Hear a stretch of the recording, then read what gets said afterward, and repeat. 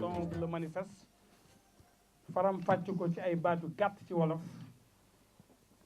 bu ma noppee jox kàddu gi journalistes yi ñu poser ay quelques questions man ak sama ay naataango yi ma nekkal ci table bi ak ñeneen ñoo xam ne ñi ngi toog fële ñu jël kàddu bon gannaaw ba ma gërëmee donc journalistes yi gërëm kilifa yi fi teew ràññee ci DAGE Ablaye Ndour ak monsieur Pape Gorgui Ndong directeur u AGEP di sama xarit ak kilifa yi fi teew yëpp maa ngi gërëm ñi déplacé wu ñi jóge Pikine Guédiawaye ñi jóge Mbour ñi jóge fu nekk ñëw tey ngir déglu lan moo tax ñu ne engouement lan moo tax ñu ne ànd gunge Macky. da nga koy xam Moustapha xam na Macky waaye man defoon naa du ma ko xam de man mi nga xam ne moo ko xamee léegi ça fait 40 ans ñuy sol flottant di football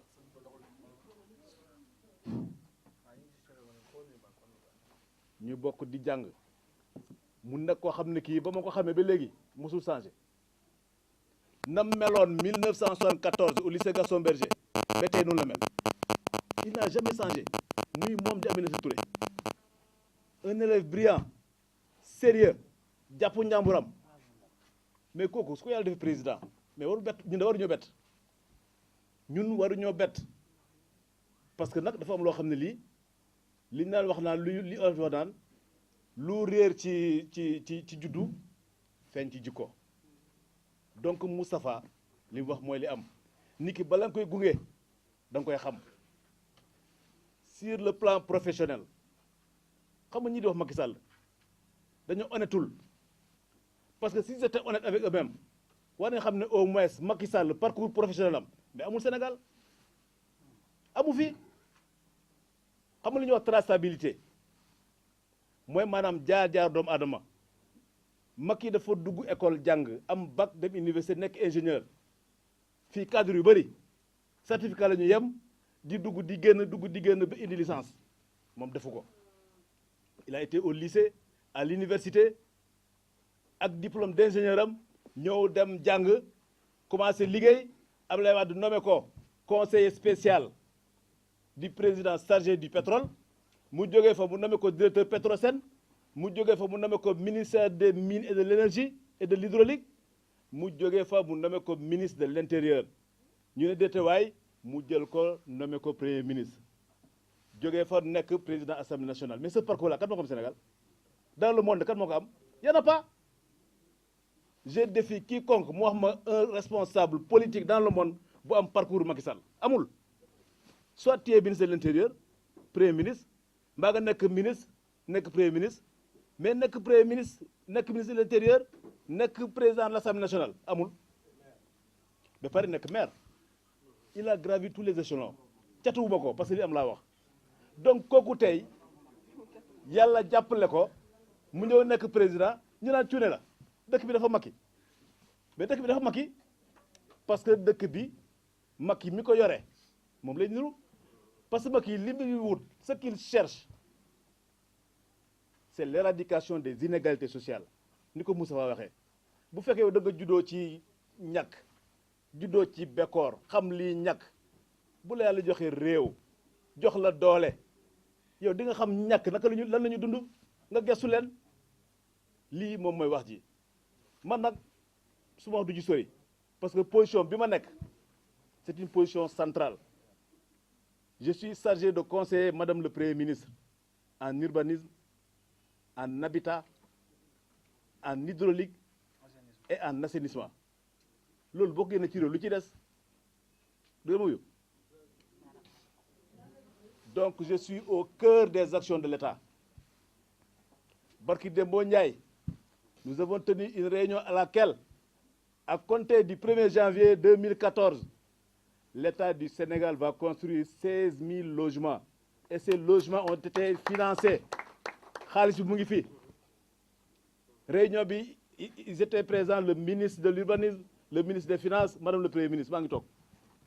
Du lenn loo xam ne lii nii ay waxu caaxaan la nit ñi nag dañoo yàkkamti parce que mënoo fal nit ki même pas 1 an nga ne ko defal résultat c'est impossible. Abdoulaye Wade bi mu fi nekkee toog na 4 ans yoo xam ne ñu naan bàyyi la góor gi mu liggéey kii dafa ko sax 1 an ñu naan ko defal résultat mënul ne. Il faut nit ñi muñ ensuite qu'ils soient honnêtes avec eux-mêmes dëkk bi bu ngi dox ñi bëgg a liggéey ñu ngi liggéey ñi bëgg a njublan ñu ngi njublan il faut laisser les gens travailler donc daal ci gàttal loolu la amul lu may wax en attendant les questions des journalistes pour des réponses beaucoup plus appropriées je vous remercie. defalu ko ñun ñëpp la ko defal ndax Tafa bi may ñëw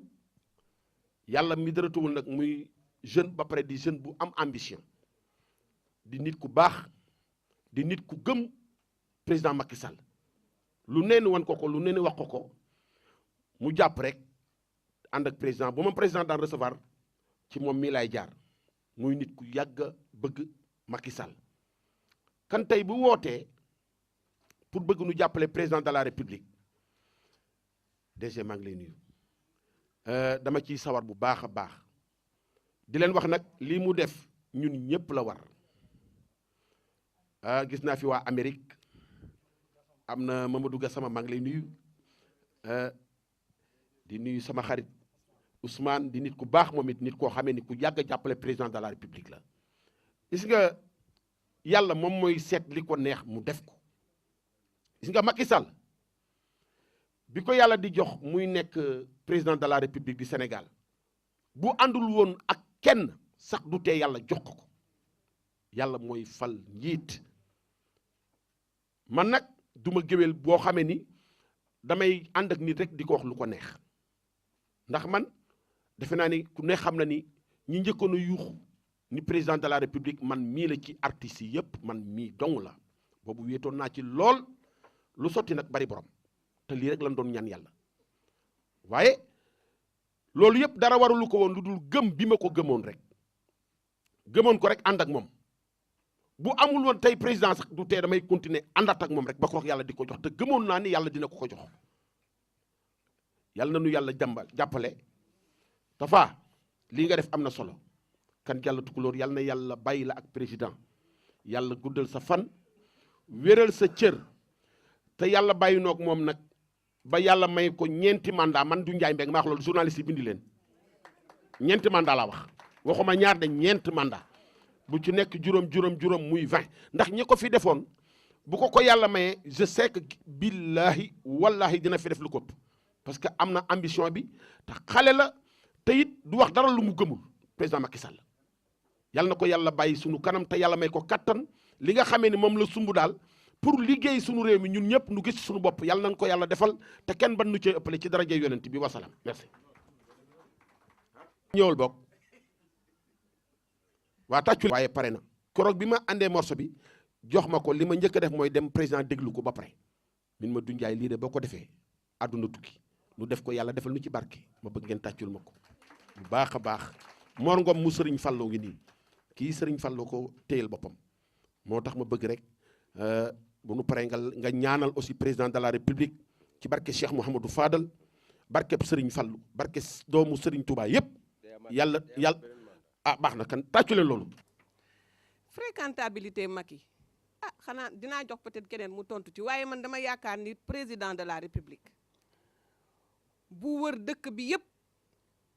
balay laata élection présidentielle di ñëw ne population yi lii la ñu soxla lii la ñu soxla lii la ñu manqué lii la ñu bëgg ku nekk taxaw wax lan ngay defal askan bi moom mu taxaw wax li mu nar a defal askan bi ñu tànn ko population yooyu ñu ko tànn wax ko seeni soxla moom ñoo ko soxal ki nga xam ne daf ko nommé teg ko ci wetam mu nekk conseiller ilaa mu nekk ministre wala directeur général ay bëgg-bëggam wala ay ñàkk-ñàkk déggoo ak moom ci président ci approche yi président moom li mu bëgg mooy population bi soxla boobu li mu tar nañ ko résoudre loolu mooy soxla président ak lu mu metti metti nañu indi solution bi moom ay solution yu urgente la bëgg président ku ko gis chaque jour ci taxawaay boobu la taxaw lii la ma population yi waxoon lii laa bëgg ngeen soxal ko piste de production yi amul nit ñi amuñu fu ñu jaayee li ñuy béy nit ñi amuñu fu ñu fajoo mënuñu sax faju nit ñi amuñu ndox courant amu fi président loolu mooy soxlaam kon ku nekk ci wetam nga yéex sa liggéey sax yéex mun na la sax dàq ndax tey li mu soxla mooy liggéey bu gaaw te wér te sell la waaw ndax loolu mu diggee woon population bi askan wi moom loolu lay doxal ci tànk yooyu la nekk képp koo xam ne da nga yéex wala sa xam-xam wérul wóorul fa nga jëm ak moom gis na ni résultat ba dana yéex wala su ilaa su ñëwee du méngoog li population yi bëgg daf lay daal di teg ne wut keneen moom nee na la patrie avant le parti kon kay kooku kay moom fréquentabilité wax na ko ba pare amul xarit liggéey bi dafa war a wér te gaaw loolu laa am lu may tontu ci question boobu képp ko xam ne danga sa liggéey wérul wala la ngay wax wóoru la wala sa bëgg-bëgg bopp moom nga jiital wala sa bëgg-bëgg communauté bàyyi ña ca des su boobaa da ngay xam ni da nga gaaw a tekkli ko ak président de la république ndax moom soxla nit ñi rek moo ko tax a jóg te amu ci A wala B. question éducation bi laa doon bëgg sax tontu ndax xam ngeen ni éducation dafa am importance ñun ñii ñëpp suñu toogee fii tey wala suñu doom yi toog fii wala nekk ci fu ñu munti nekk di tekki wala di am li ñuy def éducation moo tax ñun ñi fi toog ñëpp man de ci laa bokk éducation publique moo tax ma yegg fii ma yegg tey donc dañu ko war a delloo njukkal éducation moom kenn du ko ñàkk wax ci mouvement bu toll nii nekk suñuy commencé di door du lépp ngay mën a daal di jël rek dugal ci manifeste bi mais su kanamee tuuti su ngeen àndee ak ñun di ngeen gis ni lépp loo xamante ne ni dossier la bu urgent au niveau du Sénégal wala loo xam ne am na importance ñu di ko jël teg ko en tant que politique stratégique au niveau de l'État lu mel na éducation kenn du ko fàtte ginnaaw 25 000 francs de droit d'inscription xam nga jamono bi dafa changé tey njàng daanaka technologie la xaw ma nu ñuy waxee technologie nag ci wolof waaye xadar la xala la ma bañ ko wax boog ndax comme prononciation bi leerul waaye technologie dafa doon loo xam ne dafa avancé tey su ñun ñii ñëpp di jàng di continuer gis ngeen ni technologie ku ko amul munoo avancé livres yi ordinateurs yi lépp luy internet léegi éducation dañ koy def sax à distance à travers les rétroprojecteurs ak les cinéprojecteurs professeurs yu xarañ ñooy ñëw Sénégal di jàngal xale yi di jàngal étudiants yi mais étudiants yi dañu war a nangu tey ni modernisation moo laaj que moyen foog ñu am ko mu tuuti mu néew pour yokk xam-xam bi soo bëggee tey yokk sa xam-xam li nga doon fay 1000 francs dans les années 80 wala 4000 francs loolu mëntuñu ko fay tey parce que ñooñu soo bëggee déplacer yooyu technologie bëgg a déplacer xam-xam yooyu ak jumtuwaay yooyu ak outils yi ak moderniser l'université ak lépp loo xamante ni président bëgg na ko màcc jëmale ko ci éducation dafa bare te loolu foog nit ñi jàppale ko ba ci étudiants yi tey élèves yi sax su leen waxoon war ngeen indi 100 francs kenn ku ci ne par weer ñun parents yi war nañu taxaw fexe ba 100 francs yi ñu di ko matale ndax programme bi ak vision bi moo toll noonu kon bu ñu xeebal 25 000 francs yi bu ñu ne dafa bare ndax programme bi moo ko laaj te dañu war a moderniser dañu war a génn ci situation yi ñu nekk nii nga xam ne étudiants yi seen amphithéâtre yi doyul yéen dem ngeen université gis ngeen dañuy toog ba toog ci suuf man ba ma nekkee cité dama daan toog ci suuf lal journal mais loolu yëpp dañoo bëgg mu deñ professeur bi su ñëwee day jàkkaarloog masse bi ba li mu bëggoon joxe sax day daal di mujj daw ndax du ko mën a joxe ndax élèves yu bare ak étudiants yu bare loolu su ngeen bëggee mu deñ su ngeen bëggee ñu moderniser éducation bi il faut que nit ñi mën a fay lu 25 000 francs du mën a barewul de waaye nag su dee dafa tolloo dafa méngoo ak li nga xam ne mooy vision président de la république ci éducation. Traque des biens mal acquis l'espoir n'est plus là xam nga politique boo gis da ngay junj wax sa vision président li mu bëggoon ci traque des biens mal acquis am na ko ba pare ndax ba mu ñëwee dafa joxe xalaatam ni kenn dootu fi mënati def dara te fekk kenn du la mën a poursuivre loolu amatu fi coordinateur bi wax na ko ak képp ku fi jëloon alalu nguur gi wala alalu askan bi nga xam ne ñun ñëpp ñoo ko bokk daa ko delloo si vision boobu rek ak idéologie boobu rek jar na lu ne loolu amul prix ndax liñ ci jot a def ay jalon la rek te nit ki tey balaa ngay jël alalu askan wi di ko pasaree di ko séddoo ak sa njaboot wala di ko yàq nit ñi gis nañ fi yàq bu ne gis nañ ko fi loolu mënutul am c'est fini loolu résultat bu am importance la loo xam ne amoon na fi dootu fi amati ku koy def di nga xalaataat bu bari ëllëg dañ may poursuivre ëllëg dinañ ma laaj ëllëg dinañ ma ne liñ la joxoon anamu loo ko def ak foo ko def loolu rek résultat boo xam ne ni xamuñu impact bi muy am sur la société ndax changement de mœurs yi changement d'habitude yi moo nekk impact boo xam ne kenn mënu ko mesurer xaalis bi ñëwaat naak ñëwaatul loolu beneen wax la mais impact bi rek sur le plan de la conscience des personnes ak de leur comportement loolu boobu impact kenn mënul xam naka lañ koy nattee te président réussir na ko waaw lii laa amoon lu may tontu ci question yi en attendant sama naataango yi gën a avancé. liggéey bi communication la waxtaan la parce que ku nekk ak sa niveau de perception politique ak économie ni kii jaay gerte ci mbedd mi ak agrégé bi bokkuñu seen xalaat li ñuy def mooy wàcc ci terrain bi jël mbir mi oyofal ko ba mu oyof wax ci marché public wax ci les deux fonds qui sont créés FONGIP FONSIS tey boo doxee ci mbedd mi gis kuy jaay gerte wala menuisier nga ne ko luy FONGIP mi ne xaw ma ko luy FONSIS mi ne xaw ma ko donc c'est à nous d'aller sur le terrain wax leen loolu mooy lan man banquier laa de il y a 4 ans 5 ans 6 ans ci ginnaaw nit day ñëw na ma jox ma këyit dañ maa dig marché damay ñëw ñu jox ma marché ba dem liggéeyi ñun banquier gisoon nañu ay 4 ans 5 ans ci ginnaaw ñoo xam ne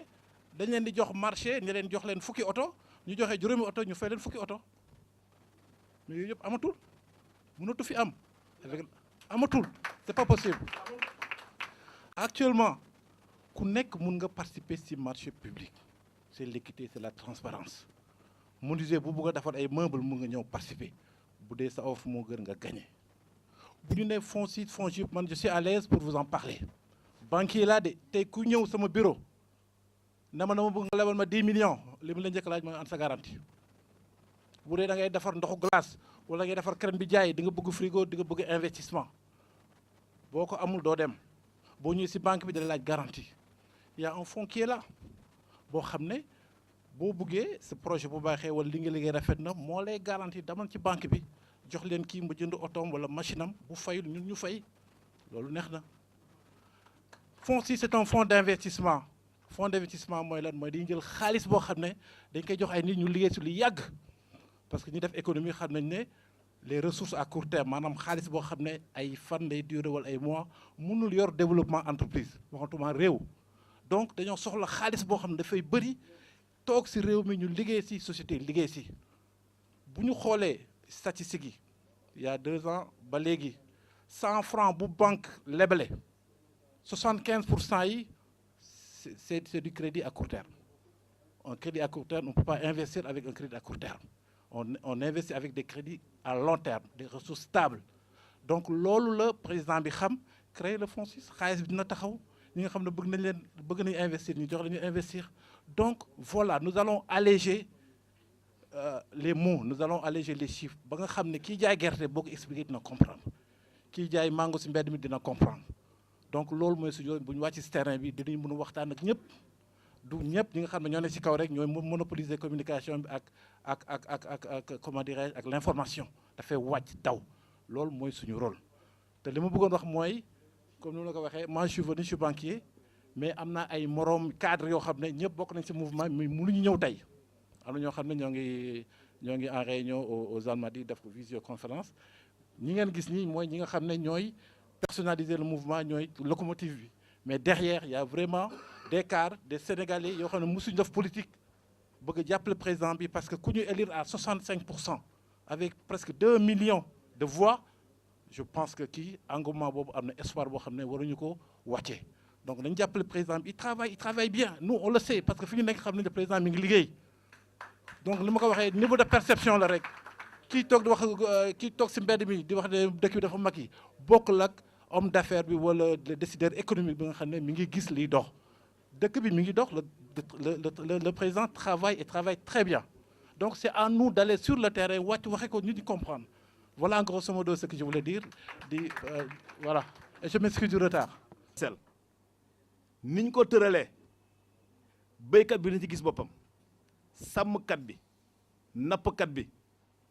kii jaay caaf menuisier bi comme ni kii waxee mais dañu regrouper en corporation su ñu regrouper ba pare dañuy jël lu ñuy wax genre assurance yéen tey fi mu nekk nii bu ngeen xoolee hôpitaux yi boo demee di faju li ñuy wax comité de santé c'est des mutuelles ku nekk day ñëw jàpp ci kii def c'est de modiques sommes da nga ñëw joxe 2000 francs kii joxe 3000 francs couverture maladie universelle noonu la demee da ngay ñëw nga souscrire boo nekkee béykat nga joxe 1000 francs 1000 francs yi ngay joxe mooy tax du 1er janvier au 31 décembre foo ci feebaree boo demee faju loolu lay couverture maladie universelle mais waxuñu la ne nag tey par exemple da ngay dem hôpital bi taxaw ne voilà dañ ne tey couverture maladie universelle lañu def faj leen ma demeewul noonu dañuy dajale nit ñi par corporation baykat yi ñu ne fi mu nekk nii le syndicat des paysans yéen a ngi nii tey bu ngeen bëggee faju paysan bu nekk dafay joxe 1000 francs paysan bu nekk dafay joxe 500 francs nga am sa carnet boobu noonu ngay yóbbu hôpital ñu xam ne yow tu es membre boo feebaree ñu faj la léegi nag dañ ko commencé ci xale yi nga xam ne de 0 à 5 ans parce que mbir doo commencé rek tasaare ko ci àdduna yëpp il faut fu mu démarrer lii mooy couverture maladie universelle léegi aussi bëgg naa communiquer ci loyer bi parce que je suis membre de la commission nationale bi Iba Der Thiam di jiite man membre laa ci donc je suis bien placé pour xamal waa Sénégal ni leen luyaas bi luñ mën a wàññi la te dañ koy wàññi te yàggatul Iba Der Thiam su ma fàttale ko ba mu nekkee député dans les années 85 bi nga xam ne nekkatul ministre chaque année mu déposé benn kii question orale à l'Assemblée pour ñu wàññi loyer yi mais fu muy mujjee 85 léegi ça fera bientôt 40 ans mosuñ ko def léegi Macky Sall taxaw na da koy def ñu ne mënut a ne ah mais la ñu fi léegi 3 mois on verra kan mooy directeur de cabinet am wuy lan ma kan mooy adjoint am kan mooy conseil économique social kuy président assemblée mais waa APR lu ñu am et gën a infréquentabilité ou bien beneen kon wax boo xam beneen terme bon beneen ma jox la pare boo xam beneen terme mais le terme là est un terme impropre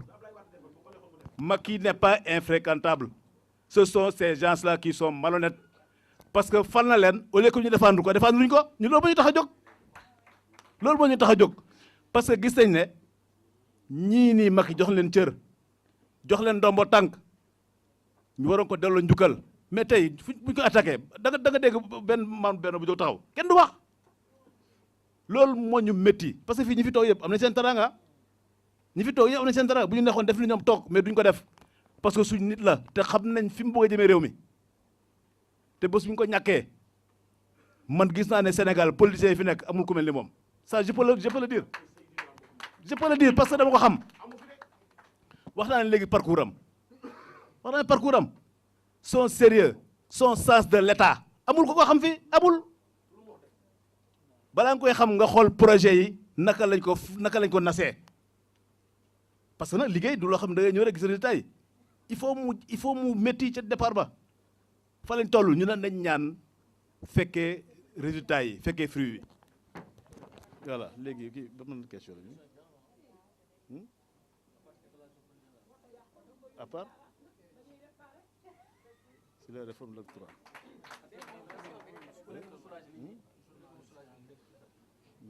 quand même tuuti ci waxtaan bi parce que am na benn question bu ñu posé pour wax ne est-ce que mouvement de trop la defe naa suñu xoolee composition mouvement bi dañu sentir ne vraiment dinañ am espoir ci mouvement bi parce que mouvement bi du vraiment ay politiciens ñoo ko composé par exemple je may jël exemple ci man musuma def politique mais la ma soxal mooy vraiment intérêt Sénégal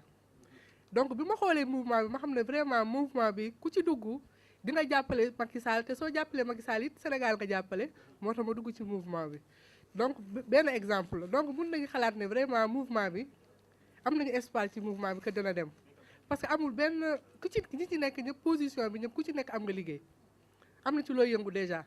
ku ci nekk am nga loo lekk am nga loo naan donc soo ci jógee pour taxaw ci pour vraiment intérêt Sénégal ak aussi résolver les inégalités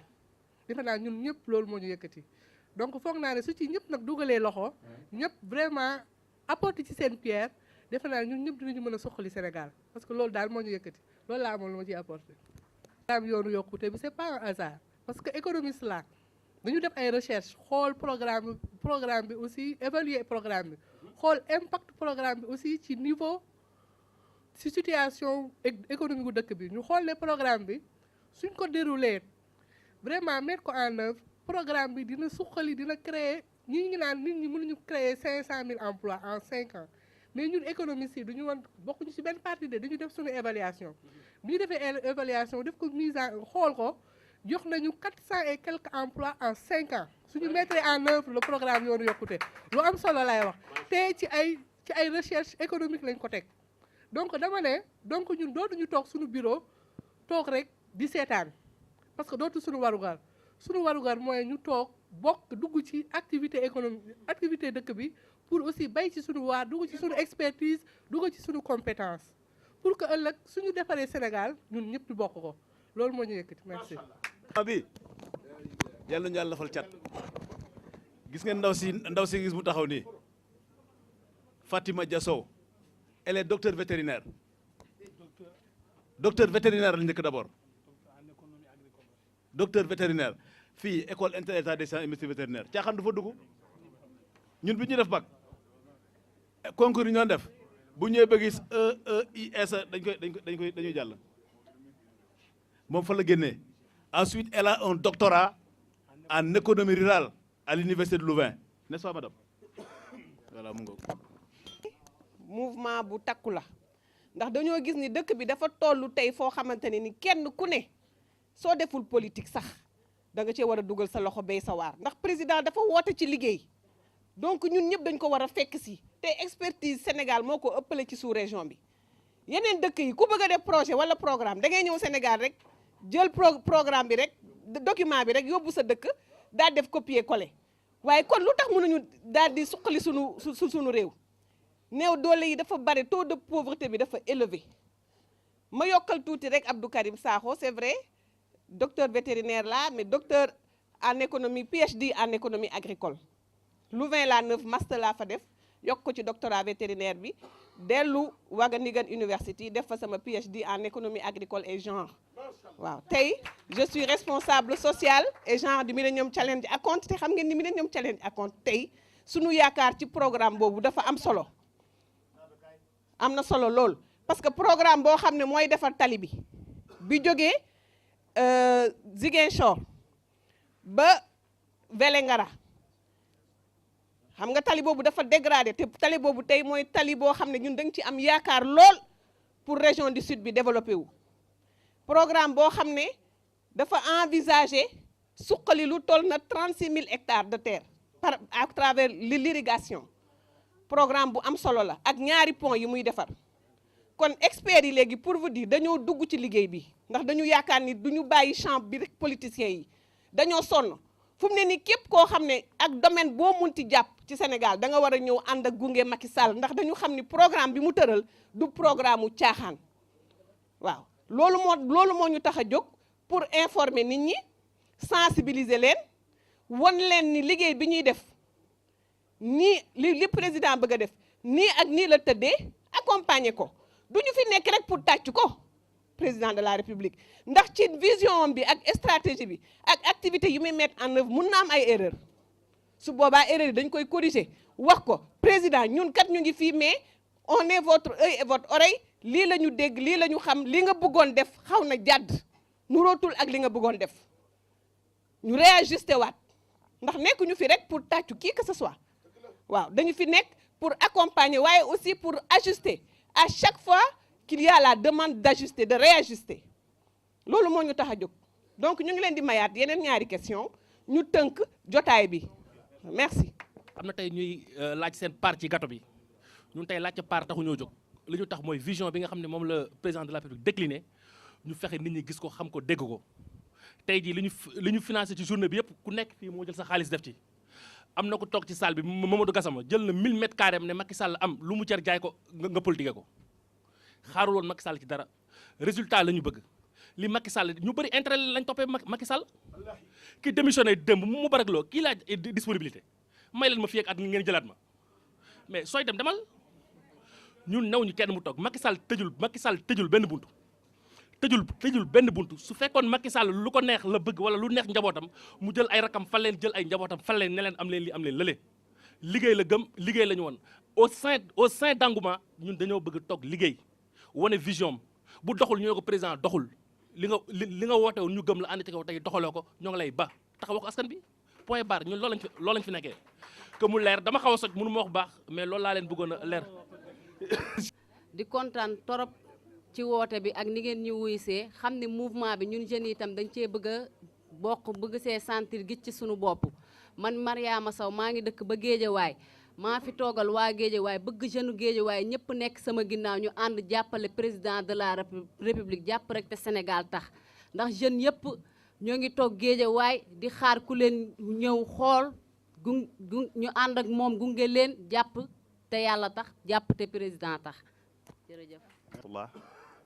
wax ji de daanaka jërul baril ndax comme li ñu tax a jóg mooy lu gunge président te wax yi ma fi jot a dégg daanaka ni firndeel na ko ñi ma ci bëgg a gërëm rek mooy ñi nga xam ne ñoo ñëw ànd ak man pour gunge ma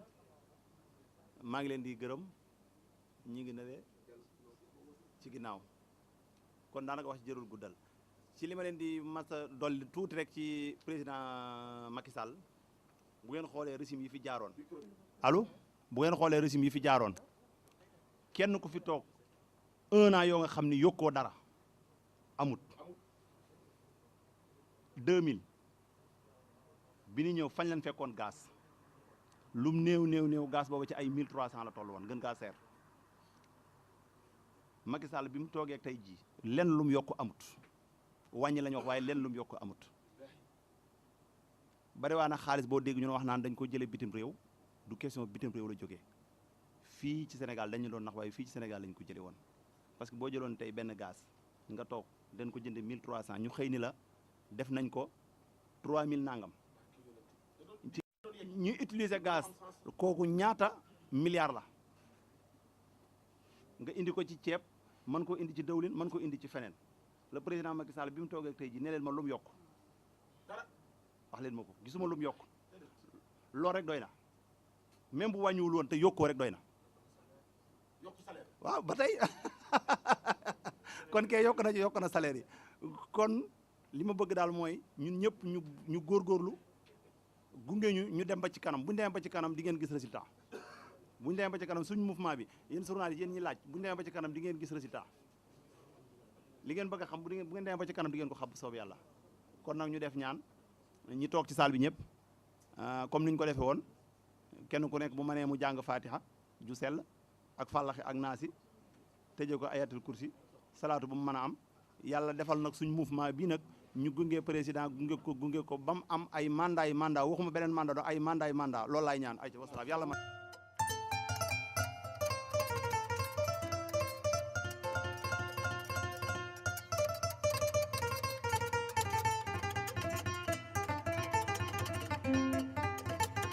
Thank you.